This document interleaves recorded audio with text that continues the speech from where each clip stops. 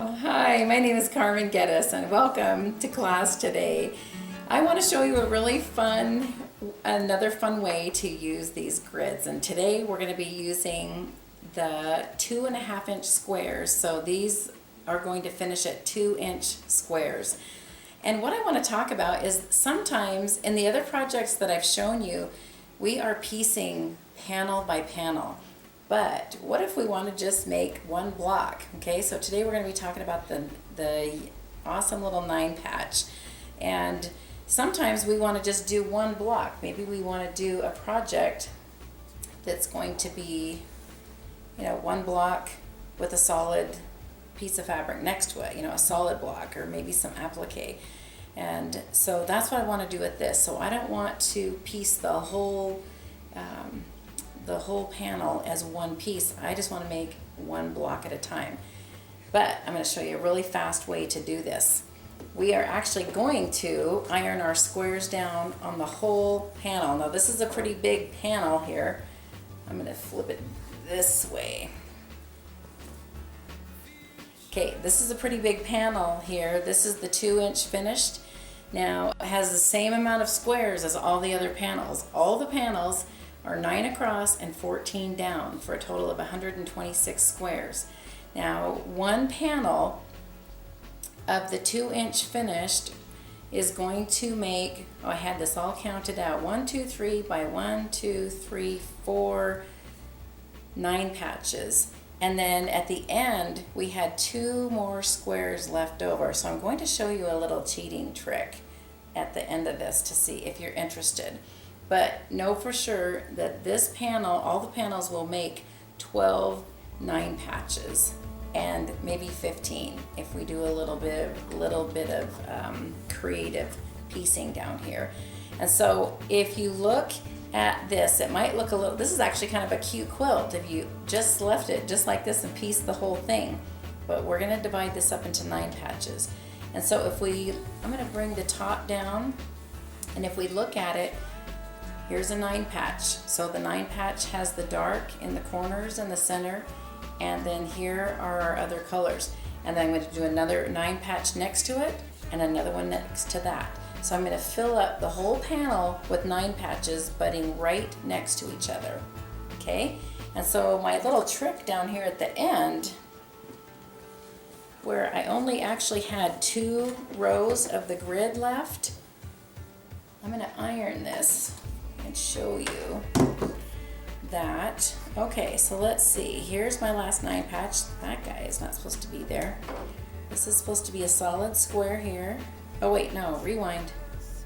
Here's my 9 patch. I was right, sorry. Okay, so here's my last 9 patch. And I'm going to use a little glue stick for placement. Just a little dab. And I want to make sure I use the Elmer's washable school glue stick because that is just starch-based product. So this is scrappy. I'm going to take my 2.5-inch squares. This is really fun. The 2.5-inch squares are so fun to use because you can use all the pre-cuts. Some of the ones that I'm using are from that cute little stack, the little mini stack that is 2.5-inch squares already cut. Oh, see, I'm talking and I can't do a 9 patch here. But the 2.5-inch square, you can use jelly rolls, the 2.5-inch strips and cut those. You can do the 5-inch squares and cut those up. Okay, I did that even with talking. So here is my last 9 patch. And so what I did was right here, I only have about half of a square left. But if we zoom in, you can see here's the little X's that my square needs to go between the X's. So that's where I'm lining it up. So right here I'm making sure that this square is between the X's. Let me iron it down. And so normally I like to use a little steam at this point, but this will hold it in place. That's my cute little grandson, Watson, that you hear. He's singing a song for us while we're quilting.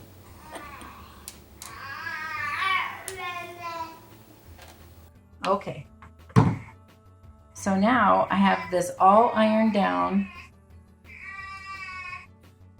But you can see this part right here. I've only got half of that. So I'm gonna cut a scrap of the interfacing and I'm gonna iron it right over the top of this exposed fabric because I want every piece of fabric to have foundation underneath it. So I'm going to iron a strip of the interfacing and I'm gonna overlap just about 1/4 inch so that I'll have foundation. So I'm basically just creating an extra row. So that's just my little trick for that. Okay, I've got these ironed down. So now it's really important to make sure that I'm lining up this square with, right between those little crosses right in here. So, and lining it up with these squares. But the other thing is I want to make sure, I'm going to turn this over. I want to make sure that all of these squares are stabilized. So what I did is at the end of one of my panels, just an extra piece of interfacing. I'm turning this over and I'm going to lay this interfacing right over the top. And can you see how that overlaps just a little bit? And I'm just going to, now I'm doing this with the fusible side down, right? I've turned this over and I'm just piecing a section of the foundation, and what that does is it gave me this extra row. Now I wouldn't suggest doing this for more than just that one extra row because I can line up this last row of squares because I've got these little I have the dotted line and I have the little X's, so I know that this placement is good. But I wouldn't try to extend further than that. Otherwise, they just kind of start to shift a little bit. All right, so now I'm going to turn this over. Now on this one, I've already sewn a couple of seams, and what I want to show you is that if I sew, so again, I've folded this right sides together and my 1/4 inch seam allowance all the way across. And I did that on the first seam and on the second seam, and then I'm skipping the 3rd seam, okay? So what that does is it gives me that 9 patch. And then I'm gonna skip that one, and so then I'm gonna do right sides together. Now I wanna make sure that that dotted line is running right along that fold, because if that dotted line is running right along that fold, then, and you have a consistent seam allowance, then your intersections are going to be perfect. And it's going to turn out, your squares are going to turn out perfect every single time. I'm using my invisible 1/4 inch piecing foot. I'm going to slide over just a little bit. There we go. I want to get a bad back from sewing, right? So I like using an invisible 1/4 inch piecing foot just because I can see through it. I know I am consistently doing a scant 1/4 inch seam allowance. There's a lot of different 1/4 inch piecing feet to choose from. Okay, so now, I sewed 2 seams, I skipped a row, and I'm going to sew 2 seams. I'm going to do one more, and then I think that'll help have this make the best sense. Okay, so now another thing that you might do when you are piecing these on the sewing machine is dial your stitch length down to maybe a 2.0, just a little bit tighter than you normally would. Even though all your squares are fused on, that just kind of helps make it a little bit tighter seam allowance. You don't need to back stitch at the end of a row if it's just a little bit longer seam allowance. Okay, so now I have 2 seams sewn and then I skipped one. That's where I'm going to cut. And then I sewed the next 2 and then I skipped one. And we're going to do that all the way down, okay? So after that's done, I'll move that over. This piece here, I've already been cutting my 9 patches off of, so it's a lot smaller, but you'll still get the idea. Now this is the seam that we just sewed. It was a lot longer, okay? That was that first row of 1/4 inch seam allowances. Your next step is going to be clipping. Let me turn it this way. You're going to clip. You're going to clip at every single intersection. And you want to make sure that you are clipping right to that stitch line. Now let's say you get a little bit too close and you happen to clip right through that stitch line. It's going to be totally fine because everything is completely ironed down and stable, so don't worry. And so what's going to happen is you're going to clip the intersections. Now here is the row that we skipped, and then you're going to go to the next one and you're going to clip those intersections. Then you're going to take it to the iron, or bring the iron to you, and we're going to look at it this way. This first row, if you can see through this, here's a 9 patch, and then there's a space, and here's a 9 patch, and here's that space where we didn't sew.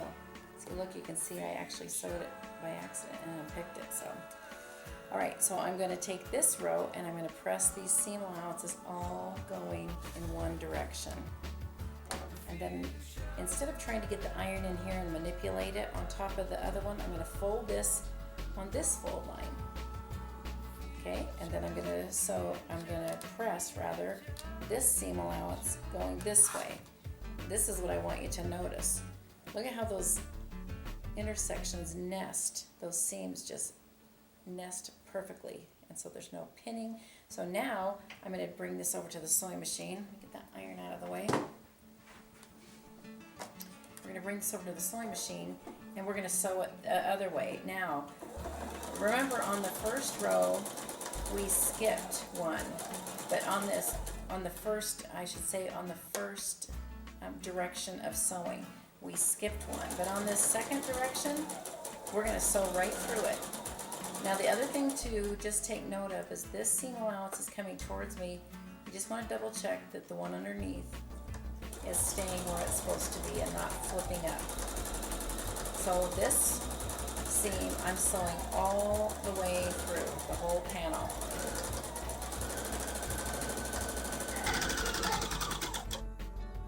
Okay, I sewed that first seam, and then I'm going to sew the next one. Now if you have a whole panel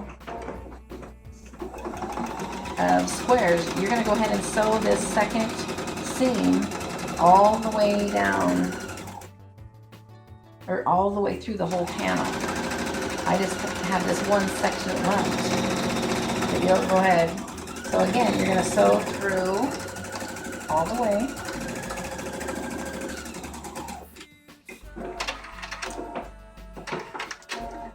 Okay, so now this is what is so fun. When you open this up, and I just use the scissors here. You can use a rotor cutter if you want, but look, we're going to cut through. And there's a 9 patch. And there's a 9 patch. Isn't that a fun, fast way to make 9 patches? And so let me just show you my little layout here. So this one, I can do a little plain block in the middle. This is a fun Halloween fabric. So this is just a great way to create some single blocks, but still using the grid as your foundation. And this technique works with any block that you want to do. So let's say we have a block that is a 6 patch. Do we have a 6 patch? Let's say 12. So we can have 12 block down and 12 across, and the same thing will apply. Okay, so this is a really fun layout. This technique works with any size or any type of block, any single block that you want to make. It's the same technique. And so this is a really fun layout, and I'm excited for you to try it. So I want to thank you for joining me today on Ten Sisters TV. Be sure to subscribe and like us down below. And if you've got any comments or questions, be sure to leave them, and come and see us at tensisters.com. And thanks for coming to class.